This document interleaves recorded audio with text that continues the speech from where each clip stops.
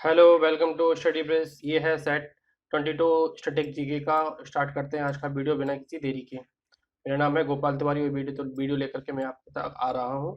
और video start करने से पहले अगर आपने चैनल को सब्सक्राइब नहीं किया, चैनल को जरूर सब्सक्राइब करना, साथ ही वीडियो को लाइक करना भी ना भूलें। आइए स्टार्ट करते हैं आज का पहला क्वेश्चन। और पहला क्वेश्चन है कि औरंगजेब द्वारा जो चलाया गया था जिहाद था, उसका अर्थ क्या था? तो दारुल हर्ब था, दारुल इस्लाम था, पवित्र युद्ध था, जजिया कर था। तो जजिया एक कर लगता, तो औरंगजेब जो जिहाद चलाया गया था उसको उसका क्या नाम था? तो उसका नाम था कहीं ना कहीं दारुल इस्लाम। तो औरंगजेब का एक टारगेट था कि जो दारुल हरम को दारुल इस्लाम में बदलना, अर्थात जो काफिरों की जो दुनिया है, उस काफिरों का जो शहर है या देश है, उसको इस्लाम के देश में बदलना। इसको दारुल इस्लाम का मतलब होता है कंट्री ऑफ इस्लाम, इसका ये मतलब होता है। तो औरंगजेब जो चलाया गया था जिहाद, उसका नाम ये था। और औरंगजेब का जो कहीं ना कहीं जन्म 1918 में उज्जैन में देखने को मिलता है।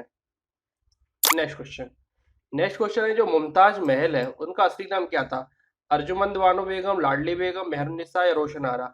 तो क्या नाम था मुमताज महल का? तो इनका नाम कहीं ना कहीं अर्जुमंद बानो बेगम देखने को मिलता है, और ये शाहजहां की कहीं ना कहीं पत्नी थी। इसके अलावा जो लाडली बेगम है वो कहीं ना कहीं नूरजहां का था, और मेहरुन्निसा भी कहीं ना कहीं जो नूरजहां का नाम ही देखने को मिलता है। इसके अलावा जो रोशन आरा थी वो कहीं ना कहीं शाहजहां की बेटी और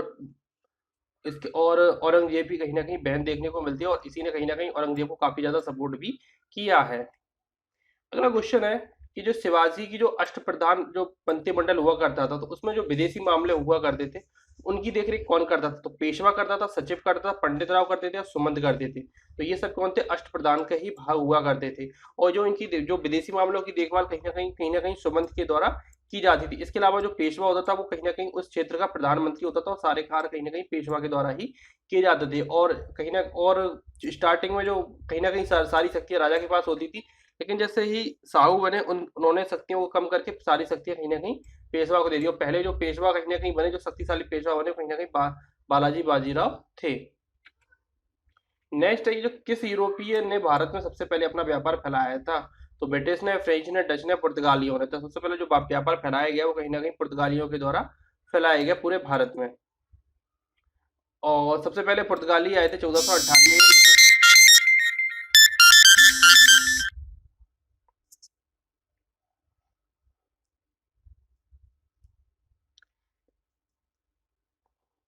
कहीं ना कहीं जो भारत में सबसे पहले जो आए थे वो कहीं ना कहीं पुर्तगाली आए थे।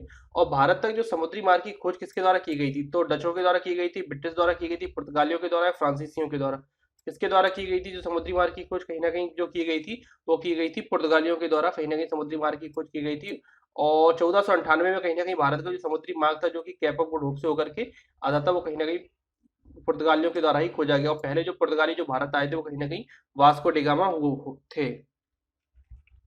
नेक्स्ट है कि एक द्वीप पर निर्मित भारत का जो बड़ा नगर था वो कौन सा था? तो पणजी था, रामेश्वरम था, पोर्ट ब्लेयर था, मुंबई था। तो एक द्वीप पर भारत का सबसे बड़ा नगर कौन सा देखने को मिलता है? पणजी क्या है? गोवा की कैपिटल है। रामेश्वरम कहीं ना कहीं तमिलनाडु का एक क्षेत्र आता है। पोर्ट ब्लेयर कहीं ना कहीं अंडमान निकोबार की कैपिटल देखने को मिलता है। इसके अलावा जो मुंबई है वो एक महाराष्ट्र की कैपिटल, और मुंबई कहीं ना कहीं भारत का सबसे बड़ा शहर भी देखने को मिलता है।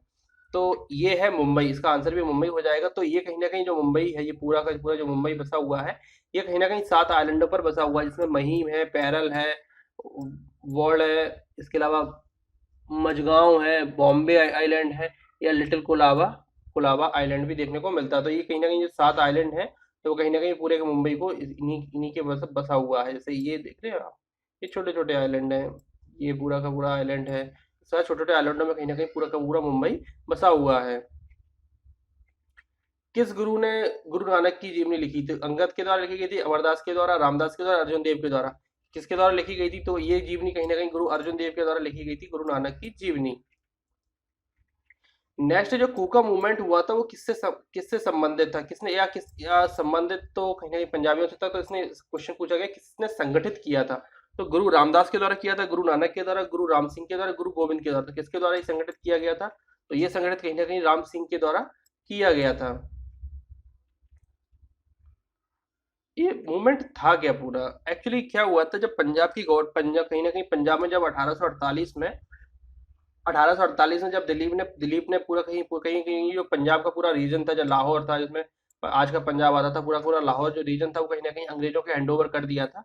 तो कहीं ना कहीं एक जो कहीं ना कहीं जो गुरु राम सिंह थे, गुरु थे सिखों सिखों के एक पवित्र गुरु रहे हैं, हालांकि 10 गुरुओं में नहीं आते हैं। तो उन्होंने एक मूवमेंट खड़ा किया कि दोबारा कहीं ना कहीं जो जो जो सिख रूलर थे उनको कहीं ना कहीं दोबारा से रिवाइव किया जाए पूरा का पूरा।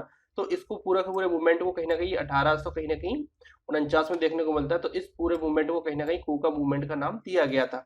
तो सिख जो एम्पायर था उसको रिवाइव करने के लिए कहीं ना कहीं ये पूरा का पूरा मूवमेंट स्टार्ट किया गया था। और ये सिख धर्म के जो पहले गुरु देखने को मिलते हैं, इसके अलावा गुरु गोविंद सिंह कहीं ना कहीं आखिरी और 10वें गुरु देखने को मिलते हैं। जो प्रार्थना समाज था उसके संस्थापक कौन थे? तो दयानंद सरस्वती थे, राजा राम मोहन राय थे, सहजानंद थे, आत्माराम पांडुरंग थे। तो कौन देखने को मिलते हैं प्रार्थना समाज के संस्थापक? तो ये देखने को मिलते हैं कहीं ना कहीं आत्माराम पांडुरंग। और प्रार्थना समाज की जो स्थापना हुई थी कहीं ना कहीं 1867 में की गई थी। इसके अलावा राजा राममोहन 1828 में कहीं ना कहीं ब्रह्म समाज की स्थापना की थी, जबकि दयानंद सरस्वती के द्वारा 1875 में कहीं ना कहीं आर्य समाज की स्थापना की गई थी। अब एक समझौता आता है जो गांधी इरविन पैक्ट आता है, तो वो किससे संबंधित है? तो भारत छोड़ो आंदोलन से है, सबना अवज्ञा आंदोलन से है, असहयोग खिलाफत आंदोलन से है, रोलेक्ट आंदोलन से है। तो ये कहीं ना कहीं असहयोग खिलाफत आंदोलन कहीं ना कहीं साथी से खिलाफत आंदोलन 1919 में स्टार्ट हुआ था, और कहीं ना कहीं असहयोग आंदोलन 1920 में स्टार्ट हुआ था। तो जो गांधी इरविन कब हुआ था? तो 5 मार्च 1931 को ये गांधी इरविन समझौता किया गया था। तो ये किससे संबंधित है? ये कहीं ना कहीं सविनय अवज्ञा आंदोलन से संबंधित है। हुआ क्या था, जब गांधी जी ने 6 अप्रैल 1930 को सविनय अवज्ञा आंदोलन स्टार्ट कर दिया तो कहीं ना कहीं अंग्रेजों के हाथ पांव फूलने लगे। क्यों? अब सविनय अवज्ञा आंदोलन स्टार्ट क्यों किया था? क्योंकि कहीं ना कहीं जो अंग्रेजों के द्वारा कहीं ना कहीं नमक पर कर लगा दिया गया था, तो उसको कहीं ना कहीं डिफेम करने के लिए गांधी जी के द्वारा कहीं ना कहीं एक मूवमेंट दांडी यात्रा की गई और नमक बना करके कहीं ना कहीं नमक कानून तोड़ा गया और सविनय अवज्ञा आंदोलन को स्टार्ट किया गया। और ये लगातार अच्छी स्पीड से चल रहा था, लेकिन और कांग्रेस ने कहीं ना कहीं 1930 के जो पहला गोलमेज सम्मेलन हुआ था उसमें भी जाने से मना कर दिया था। और और चूंकि संविधान कहीं ना कहीं गोलमेज सम्मेलन में क्या होना था, कहीं ना कहीं भारतीयों के लिए संविधान पर चर्चा की जानी थी जो कि इंग्लैंड में होना था। तो कहीं ना कहीं अब कांग्रेस गई नहीं, और कांग्रेस कहीं ना कहीं उस टाइम पे कहीं ना कहीं भारतीयों का प्रतिनिधित्व करती थी। तो इसको कहीं ना कहीं बंद करने के लिए, इस प्रकार का आंदोलन बंद करने के लिए गांधी जी ने गांधी इरविन समझौता किया, और गांधी जी को जेल से निकाल करके गांधी इरविन समझौता किया 5 मार्च 1931 को। और दूसरे गोलमेज सम्मेलन में तब गांधी जी गए, कहाँ पर गए? इंग्लैंड गए। हालांकि उस वहां से कोई ज्यादा फायदा नहीं हुआ, और गांधी जी जब लौटे तो उन्होंने कहा था कि मैंने देश की मिट्टी का बट्टा नहीं लगने दिया। ये गांधी जी के द्वारा बोला गया था। इसके अलावा भारत छोड़ो आंदोलन में गांधी जी का एक प्रसिद्ध नारा है डू और डाई, जो कि 1942 में स्टार्ट हुआ था। अगला है धार्मिक स्वतंत्रता का अधिकार किस अनुच्छेद के द्वारा दिया गया है? तो आर्टिकल 20 है, 17 है, 22 है या 25 है? तो धार्मिक स्वतंत्रता का अधिकार आर्टिकल कहीं ना कहीं 25 में देखने को हमें मिलता है, जबकि आर्टिकल 17 है वो कहीं ना कहीं अस्पृश्यता से संबंधित है, जबकि आर्टिकल 20 है वो कहीं ना कहीं जो राइट टू फ्रीडम से रिलेटेड आर्टिकल हैं ये। आर्टिकल 20 और 21 कहीं ना कहीं ये आर्टिकल इमरजेंसी में भी खत्म नहीं होते हैं।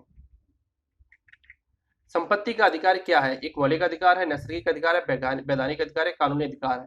तो संपत्ति का अधिकार कहीं ना कहीं कानूनी अधिकार देखने को मिलता है, और ये आर्टिकल 31 में पहले वो करता था, लेकिन अब ये किस में मिलता है? तो अब ये मिलता है 300 ए में देखने को हमें मिलता है। तो ये अब कानूनी एक अधिकार रह गया है, अब ये कहीं ना कहीं एक हमारा मौलिक अधिकार नहीं बचा है।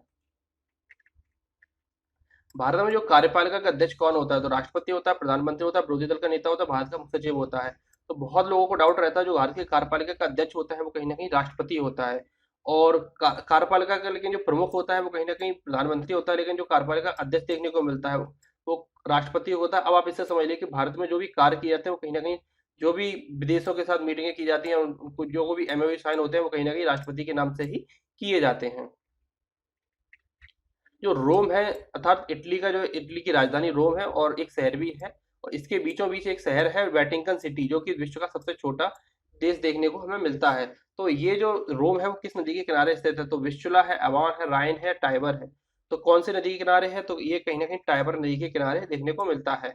इसके अलावा जो विस्चुला है वो कहीं ना कहीं लिस्बन के किनारे देखने को, लिस्बन की पुर्तगाल की जो कैपिटल है लिस्बन, उसके किनारे विस्चुला देखने को हमें मिलती है। तो याद रखना है कि रोम जो नगर है वो कहीं ना कहीं टाइबर नदी के किनारे देखने को मिलता है। सर्वाधिक संख्या में जो स्थलरुद्ध देश है वो किस महाद्वीप में है? दक्षिण अमेरिका में, यूरोप में है, अफ्रीका में, एशिया में है।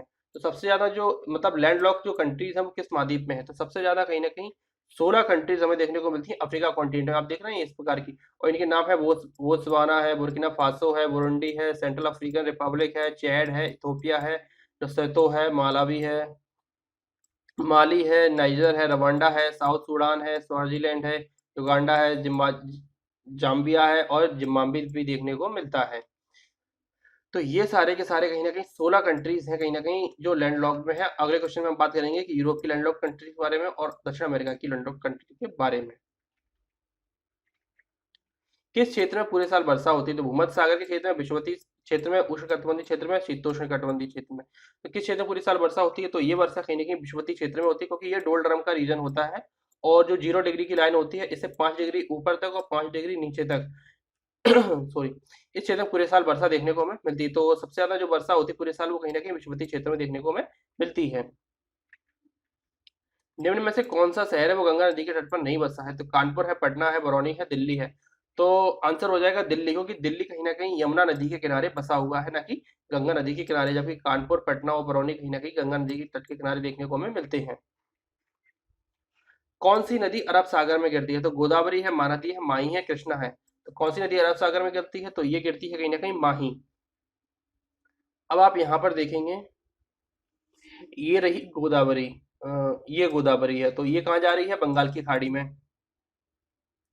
और इसके बाद पूछा कृष्णा, तो कृष्णा कहाँ पर है? तो कृष्णा नदी ये रही। इसके अलावा कावेरी महानदी पूछा है, तो महानदी ये रही और ये रही महानदी। और माही नदी कहाँ पर है? तो माही नदी